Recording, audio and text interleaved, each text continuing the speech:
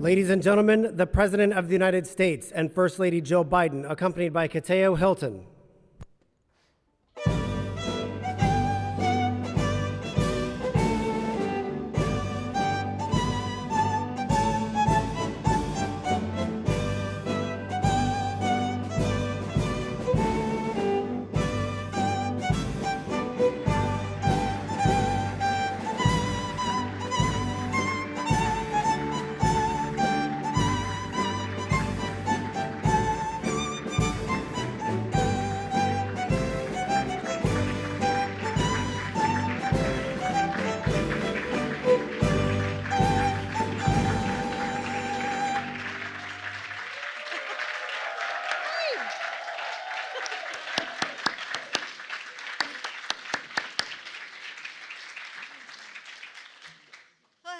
Good afternoon.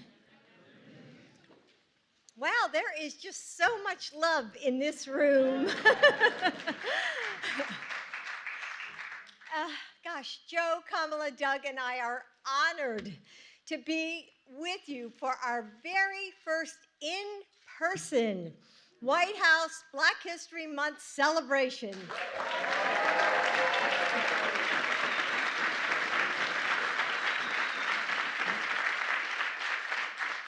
You know, it's great to see so many good friends here with us in the residence. And thank you to DJ D-Nice. Where is he? Ah, there you go.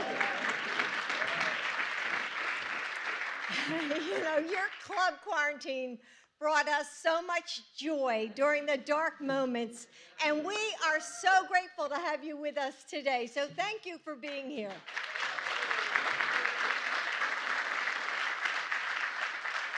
I know before we came out, Kamala and Doug were saying how many times they were in their apartment and they were dancing together, you know, party of two.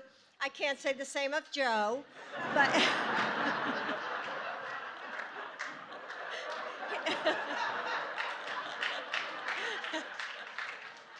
party of one.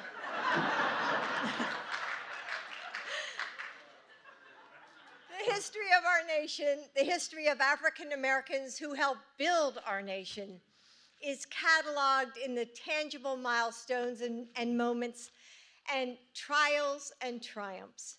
We remember the names of those who shaped the course of our country and whose hands have written the story of America. Many of those hands belong to you. Yes.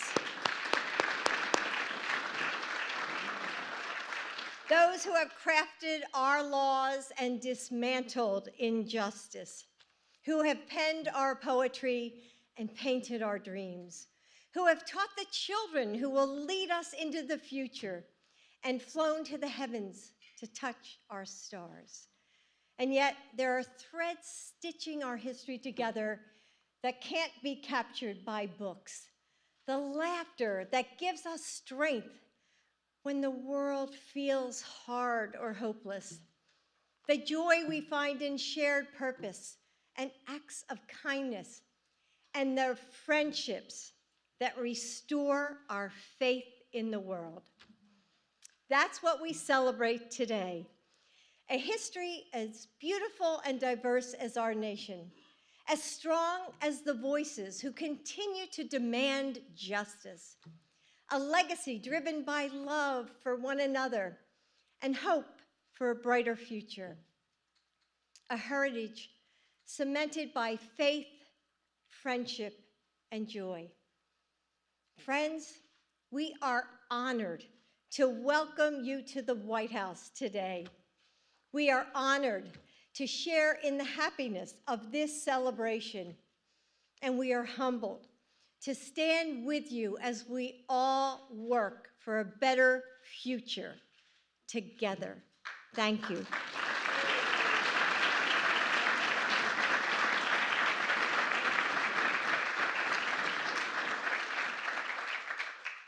As many of you know, our Vice President's historic path to the White House began before she could even walk, marching with her parents in the Civil Rights Movement, or at least being pushed in a stroller.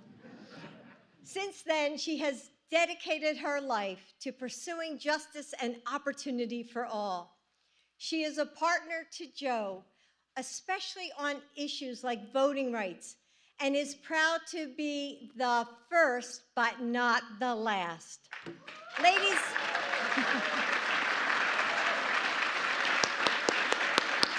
ladies and gentlemen, the Vice President of the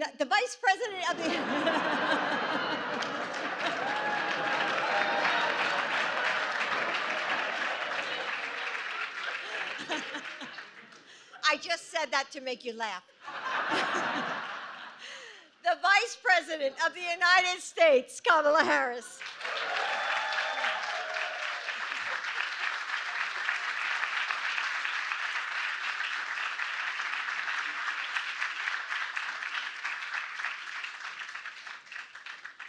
Thank you, Dr. Biden. Thank you. Please have a seat, everybody. Well, good afternoon, everyone. Good afternoon. It is so good to meet so many folks and to see so many folks. It's nice to be together under one roof together, isn't it? And of course, it is an honor to be here with our incredible President, Joe Biden.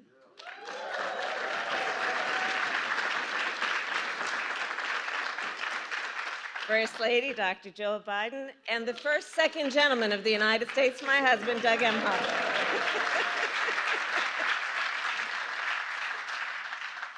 It is wonderful to be here this afternoon, joined by the most esteemed members of the Congressional Black Caucus. Yeah.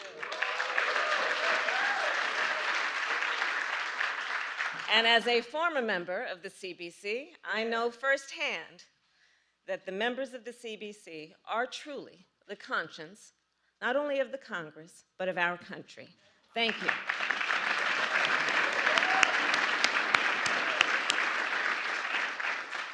Thank you also to all the clergy joining us today who continue to lift the spirits and the condition of so many people in our country.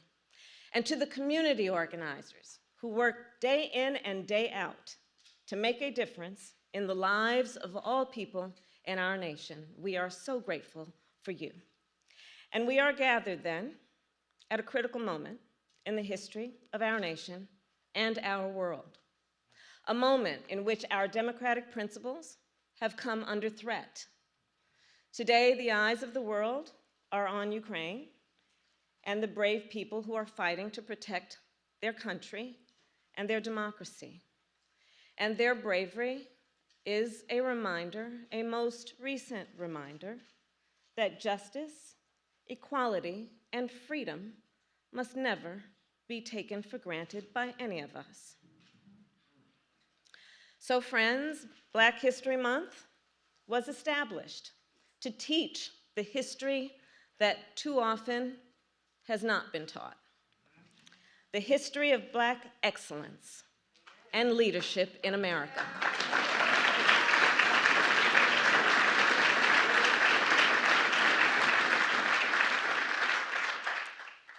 And also the history of resistance and resilience in America. And we are clear Black history is American history. It is living, breathing history. History we create every day. And today, of course, our nation faces many great challenges. Among the greatest is the assault on the freedom to vote, the freedom from which all others flow. It will take an all-hands-on-deck approach to safeguard and strengthen the freedom to vote, and the President and I are committed to securing that freedom, as is everyone here.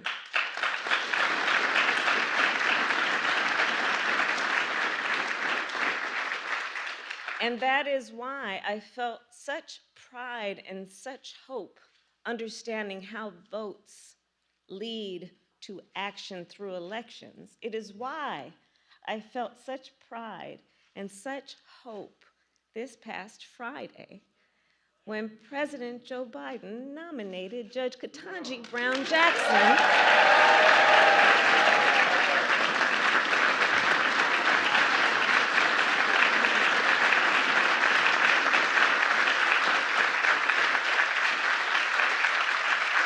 when he nominated her to sit on the United States Supreme Court.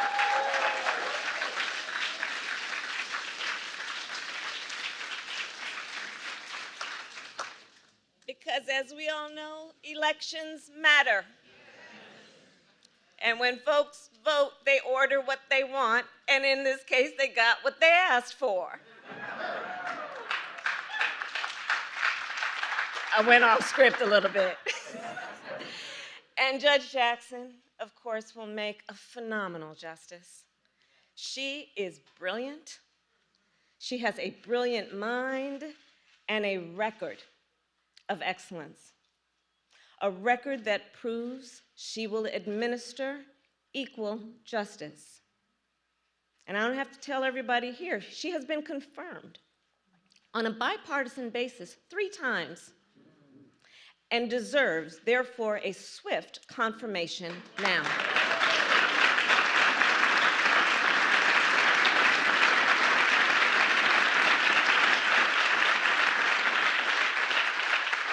And Judge Jackson will be the first Black woman to sit on our nation's highest court. And as Dr. Jill Biden mentioned, it is with that spirit also that we know she will not be the last.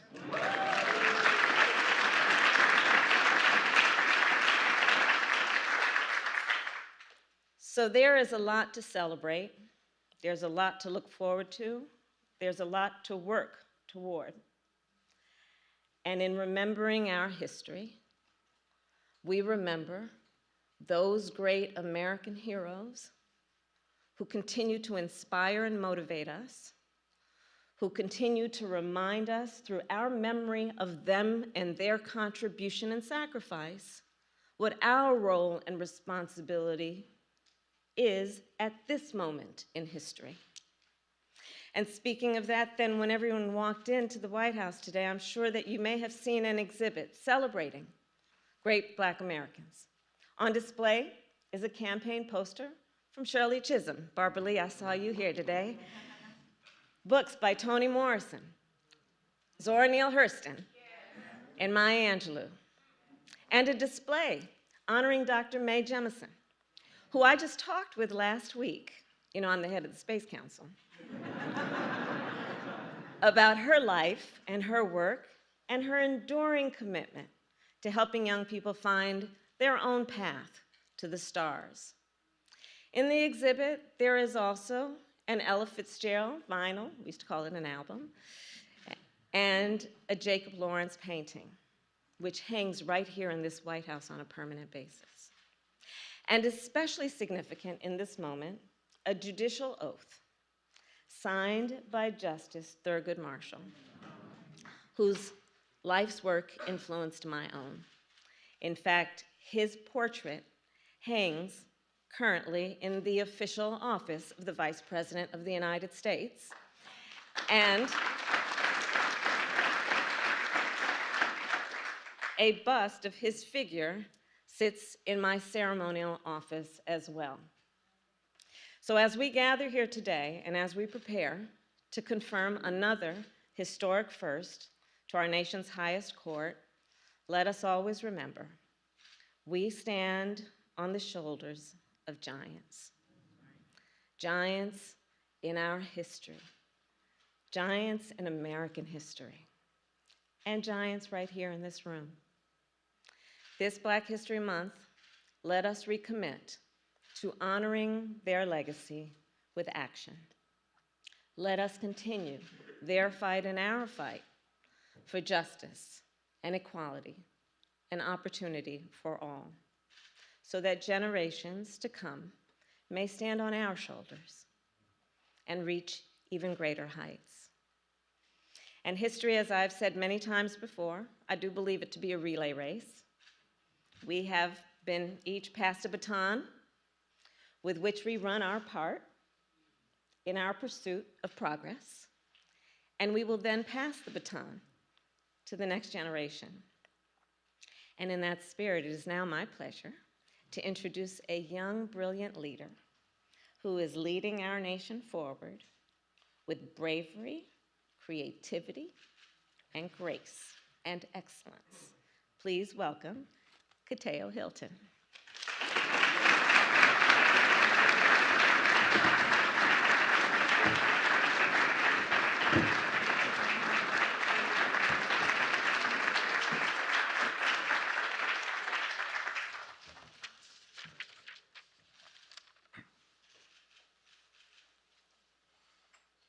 Hello. Thank you, Madam Vice President. My name is Kateo Hilton. I am 18 years old and I grew up in Washington, D.C., just a few miles from here. During Black History Month, I paid closer attention to the street names I walked by, like Nannie Helen Burroughs, who fought for educational equity for Black women. And I learned about the history she made in the community where I am from. I learned about the many leaders who have come before, whether they created change in their community or changed the world. Black History Month also celebrates the history we continue to make. I am a junior mentor at Light Pieces to Masterpieces, a youth development and mentoring organization for Black boys in my community. In a world full of violence and negativity, Life Pieces to Masterpieces gives us a space to be safe, express ourselves authentically, and create new Black history every single day. I have been a part of this same program since I was 4. Since starting high school at McKinley Technology, I have dedicated over 600 hours to meeting with my younger peers, whether it's by helping with their homework, supporting them with their creative expression, or accompanying them on the van so to help them to make sure that they get home safely every single night. In just a few months, I will go to Delaware State.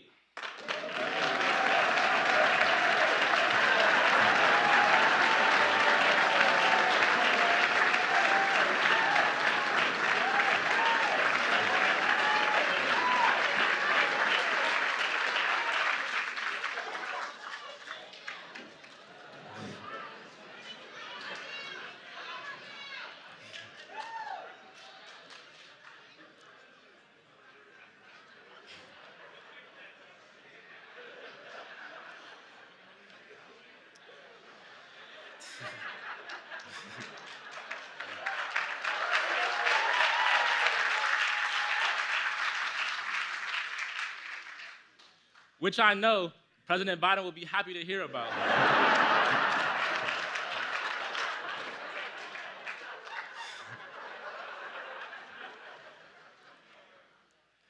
I plan to graduate from this HBCU and attend a law school, because I have to be that Black history for my younger brothers at Life Pieces.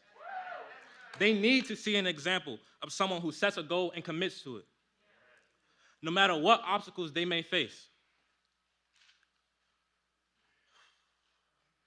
That's what Black history has done for me. That's what my own mentors at Light Pieces have done for me. And that's what the Vice President has done for me, in blazing her own trail. And that's what the President has done for me, creating jobs and opportunities and leading an administration that includes more people who look like me than I could ever imagine.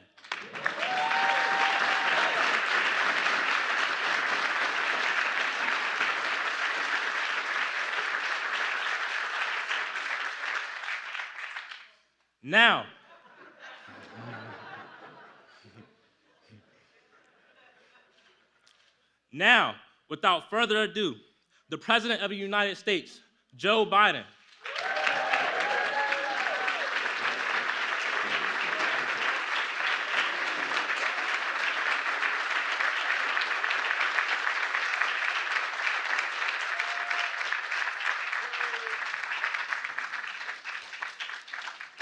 Well, Kateo, I tell you what, you didn't know we have a little ongoing thing in the administration. As you mentioned, there are a fair number of African Americans in high places in my administration. But, and I'm always hearing about Howard Grade School.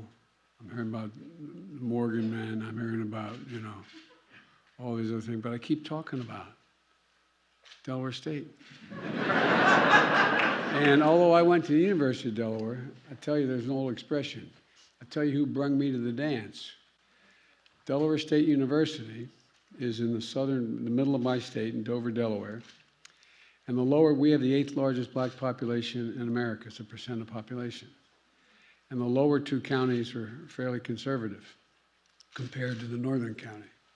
And I operated out of Delaware State for a significant portion of my career and campaign, as the gentlewoman from the state of Delaware can tell you.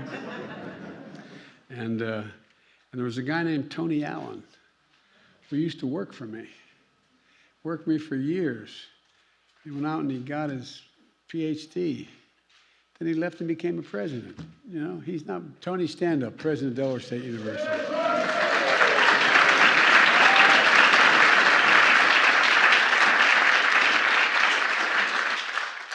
And I learned a long time from good friends of mine in Delaware, in the civil rights community, that if you want to know where the real power in America lies, it's in the Divine Nine.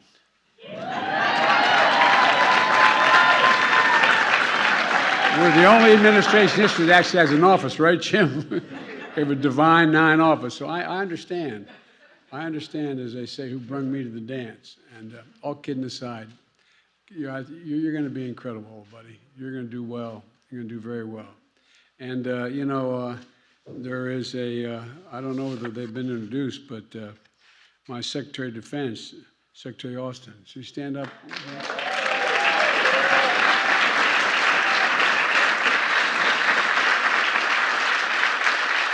My Secretary of Housing, Secretary Fudge.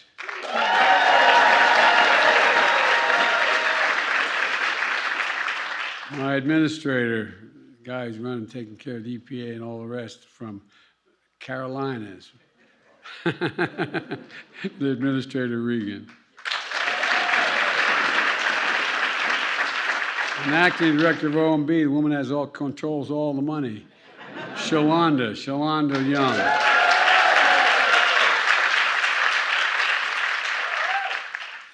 And a woman who, I really mean it, has let the whole world know who we are. No, really. A woman who has been so incredibly effective in her job, but until recently, till the outrage of Putin and the Soviet Union, trying to reestablish the Soviet Union, basically, but in Russia, to hear her, to listen to her, run the debates at the Security Council as well as the General Assembly at the United Nations, Thomas Greenfield. Linda.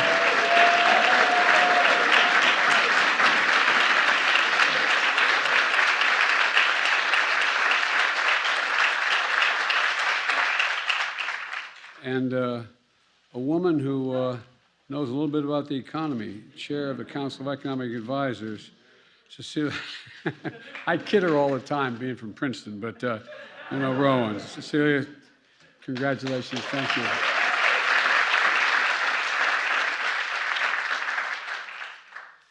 And Mr. Secretary, I'm talking about Cateo right now. I think they're ready to elect you anything you want to be, pal. Look, I want to welcome everyone to the White House. It's been a long drought the last year and a half, not being able to have not just Black History Month, but not able to have any gathering here at the White House of any crowd at all. And it's good to have you back. It's wonderful to be able to host this event in person. And it's great to see so many friends. If I begin calling the roll, we'll be all night here, and I don't want to do that. But so many significant leaders who've changed the face of America sitting in the audience, not on the stage. So thank you all so very, very, very much.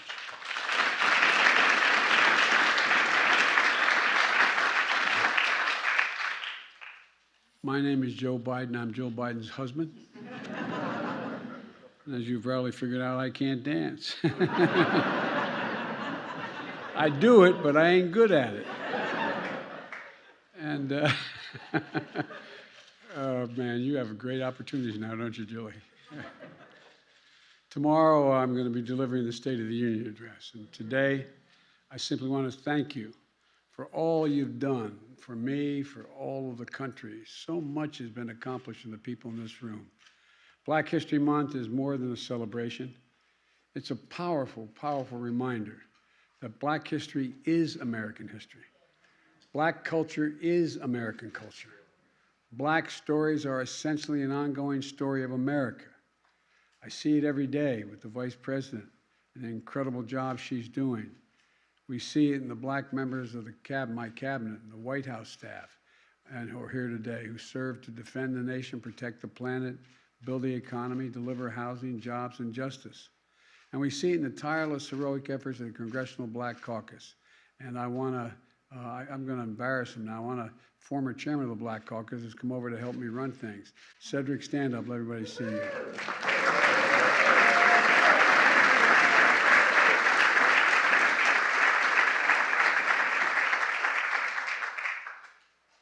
I never played golf till I was 46 years old. I got to be pretty good. Then I asked Cedric to help me in my campaign. Then I played golf and he beat the hell out of me. I wish I had never done it. I don't know. And so many state and local leaders and faith leaders here, lawyers, educators that are here today. And of course, we see another first in the nomination of Ketanji. Well, you saw her. I guess you saw Justice Brown Jackson, who is on the Circuit Court of Appeals right now. She is an incredible woman. This is a woman who graduated magna cum laude from Harvard. She was the editor of the Law Review.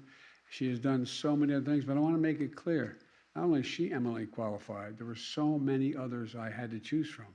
I can tell you, Jim has supported all the nominees, but the one he most supported was from South Carolina. I've already nominated her to be on the Circuit Court of Appeals, the second highest court in the nation.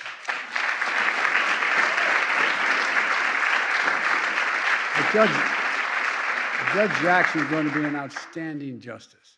She's part of an incredible group of Black women who I've nominated to the federal bench. We've nominated more Black women to the federal bench than any administration in the history of the United States of America.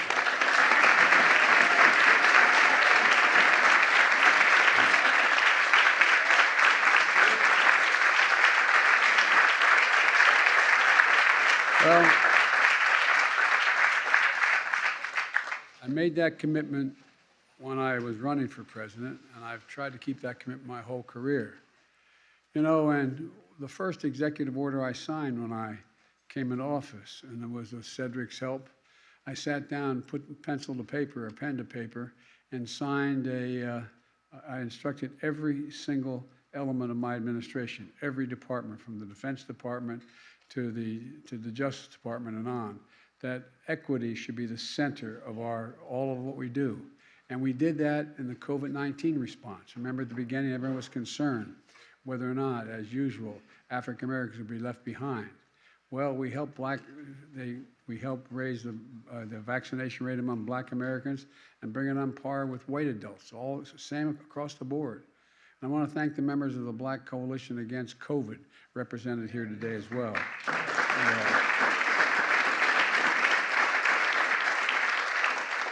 And I also want to thank Derek Jones also as D-Nice for being, stand up, man. Let them see who you are.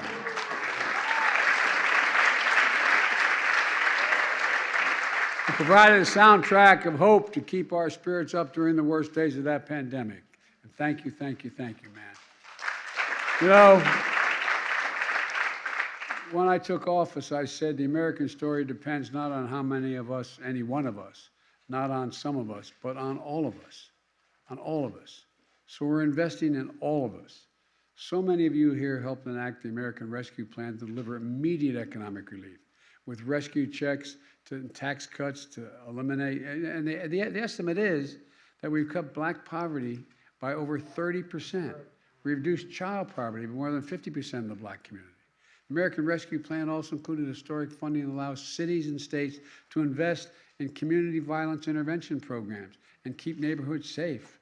Look, you're critical in getting the infrastructure law passed, the bipartisan bill that's going to do so much. It's going to replace decades of disinvestment in the United States of America.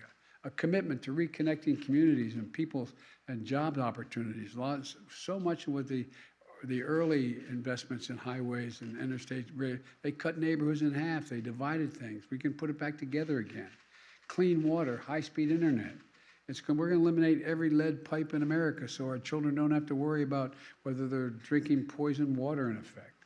And as part of that law, we made Minority Business Development Agency permanent and seeded it with $110 million so black businesses can get the capital they need to grow.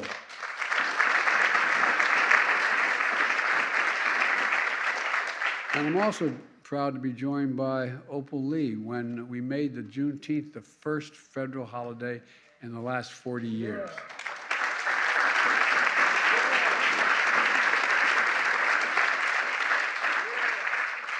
It's good to see Ms. Lee here.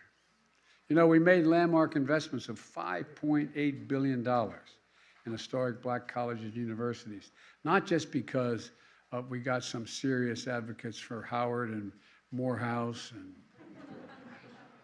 other HBCUs you've heard of, like Delaware and others, but all kidding aside, because they offer so much promise to the nation, so much promise. It's good to see many HBCU leaders here tonight, including Dr. Devon Williams of Delaware State, Tony of Delaware State, chair of the board of advisors of HBCUs. And look, and I want all of you to know, we're ready to closely investigate the cowardly, un-American bomb threats against HBCUs. That's underway.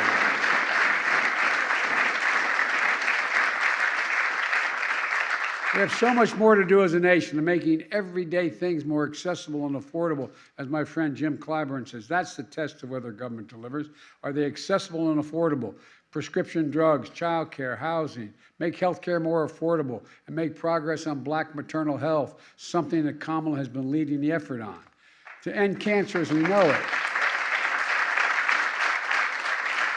by putting science and technology to work to address the inequities in testing and diagnosis and access to care. And you know, we've got to work to deliver police and criminal justice reform as well. Even though Congress isn't acting, we are making changes in federal law enforcement policies, banning chokeholds, restriction on no-knock warrants, requirements on for federal agents to wear and activate their body cameras, ending the Department of Justice use of private prisons. All this is happening. And the Justice Department has opened pattern and practice investigations for systemic police misconduct in several key police departments in the country. We've just got to stay on it. With your help, we're going to keep pushing on this. And we're protecting our country's threshold liberty, the sacred right to vote, which I've never seen is under such attack. You know, it's always made it harder for blacks to vote, but this is trying to be able to figure out how to keep the black vote when it occurs from even counting.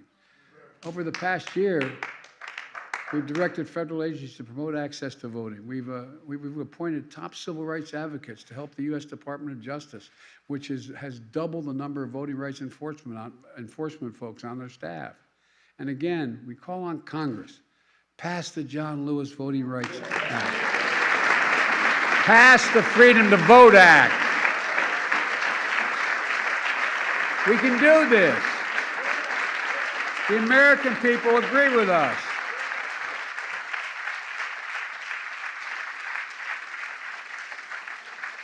black and white, Hispanic and all. Let me conclude with this. Look, I don't want to take much more of your time, but let me conclude with this. I know progress can be slow and frustrating, but I also know it's possible. If we work together, if we keep the faith, if we remember the changes and charges that were passed down to us from all those who came before us, many sitting in this room right now. You've heard, as you've heard, we had a wonderful exhibit downstairs celebrating Black History Month. And I want to thank Lonnie Bunch and the Smithsonian, as well as the Library of Congress for giving us access to their collection. When I introduced Judge Jackson on Friday, out in the hallway here, I thought about the display that holds the signature of the judicial oath of office sworn and signed by Thurgood Marshall himself. It was Justice Marshall who reminded us in a speech shortly before he died, and I quote, "America can do better because America has no choice but to do better." America has no choice but to do better. It's a powerful reminder of the history of the journey of America and the power each of us hold to write more just and hopeful chapter. And I really mean it. I am more optimistic about our chances to bring equity to this country than we ever had before now. And if you wonder about it, just take a look. Take a look at the different reason I have so much hope is the younger generation. Those folks from grade school through 30 years of age. Look at what's going on. Look at how they act with one another. There's not this isolation. There is everything you see from television commercials down to how we act with one another. We have so much going for us. We got to just let them have their shot. Folks, I want to thank you all for being here. I really mean it. I want to thank you for all you've done, all that we can do, and being committed that we're going to do so much more. So thank you, thank you, thank you. May God bless you all. Thank you.